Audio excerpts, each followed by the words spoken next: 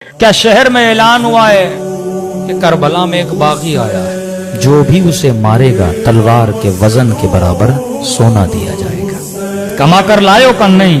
کہ جلدی جا، گھوڑا اٹھا، جلدی پہنچ، دیر نہ کر۔ پورے کوفے کے لوگ جا رہے ہیں، جنگ ہے۔ اس نے گھوڑا لیا، بے دریغ دوڑاتے دوڑاتے پوچھتے پوچھتے میدان کربلا پہنچا۔ تاریخ لکھتی ہے جب جس وقت یہ کربلا پہنچا تھا یہ غالباً عصر عاشور کا وقت تھا۔ اس نے دیکھا میدان کربلا پہ لاشیں بکھری، ایک ہجوم ہے گھوڑے سواروں کا، نیزے برداروں کا، اور اس ہجوم کے بیچ میں ایک شخص تکو تنہا کھڑا ہے۔ کوئی اسے پتھر مارتا ہے، کوئی اسے تیر مارتا ہے، کوئی اسے نیزہ مارتا ہے، کوئی دور سے تلوار مارتا ہے۔ کہتا میں سمجھ گیا یہ دشمن ہے جسے مارنا ہے۔ میں بھی اس بھیڑ کے اندر گیا، اس ہجوم کے اندر گیا۔ میں نے کہا میں پیچھے کیوں رہوں؟ میں بھی ایک پتھر اٹھایا اور آگے بڑھ کے اسے مارنا چاہا۔ جیسے مارنا چاہتا تھا نا، اس نے نگاہیں بلند کر کے مجھے دیکھنا شروع کیا۔ کہتا ہے وہ ہے بت اس کی نگاہوں میں تھی، وجود پہ لرزہ طاری ہو گیا۔ اب جو چہرہ دیکھا تو نورانی، ماتھا دیکھا تو سجدوں کے نشان۔ میں نے کہا یہ تو کہہ رہے ہیں کسی باغی کو مارنے آ رہے ہیں، یہ شکل باغیوں کی تو نہیں ہے۔ فوراً اپنے عقل کو روشن کیا اور جہالت کے لشکر کو مارا کہ کہیں ایسا نہ ہو غلط آدمی کو مار دو، پہلے پوچھو تو صحیح کون ہے۔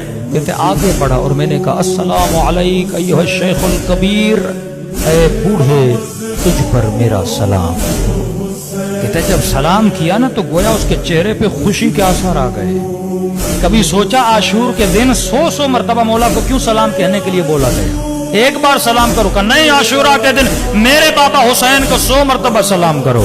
کہ مولا زین العابدین اتنے سلام کیوں؟ کہ کیونکہ عاشورہ کے دن میرا بابا ترس گیا تھا، کوئی سلام کرے میرے بابا کو۔ کہتے تھے یہ مسلمان نہیں ہے، اس کو کیوں سلام کریں؟ اس نے کہا السلام علیکہ ایھا شیخ الکبیر، اے بوڑھے تجھ پر میرا سلام ہو۔ اس نے کہا وعلیکہ السلام، تجھ پر بھی میرا سلام۔ میں نے کہا آپ کون ہیں؟ عجیب ہو، بلاتے بھی خود ہو، مجھ بھی خود رہے ہو، میں کون ہوں؟ کب متعجب ہوا کیا مطلب؟ کہ تو نے خط نہیں لکھا تھا حسین کو؟ میں نے کہا حسین؟ کہاں محمد کا نواسا حسین۔ کہتا ہے دوڑا دوڑا مولا کے قریب گیا۔ میں نے کہا مولا جب تک زندہ ہوں یہ تیر، یہ تلواریں، یہ پتھر اپنے وجود پہ کھاؤں گا۔ امام نے کہا نہیں، تیرا نام شہداء میں نہیں۔ حسین کی بات مان، وقت بہت گزر چکا ہے، جتنا جلدی ہو سکے کربلا کی سرزمین سے نکل جا۔ میں نے کہا مولا اس حال میں اپنے مولا کا حکم دے رہا ہوں نکل جا، تیرا نام شہداء میں نہیں۔ مولا جلدی کیا ہے؟ پر میں ابھی آواز دوں گا، حل من ناصر ینصرنا۔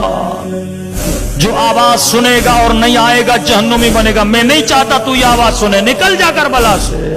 علماء فرماتے پتہ نہیں حسین کیوں اتنا اصرار کر رہے تھے، کہ شاید حسین یہ چاہتے تھے کوفے میں کوئی تو ہو میری زینب کے لیے چادر کا بندوبست کرے، کوئی تو ہو جو میری غربت کا اعلان کرے۔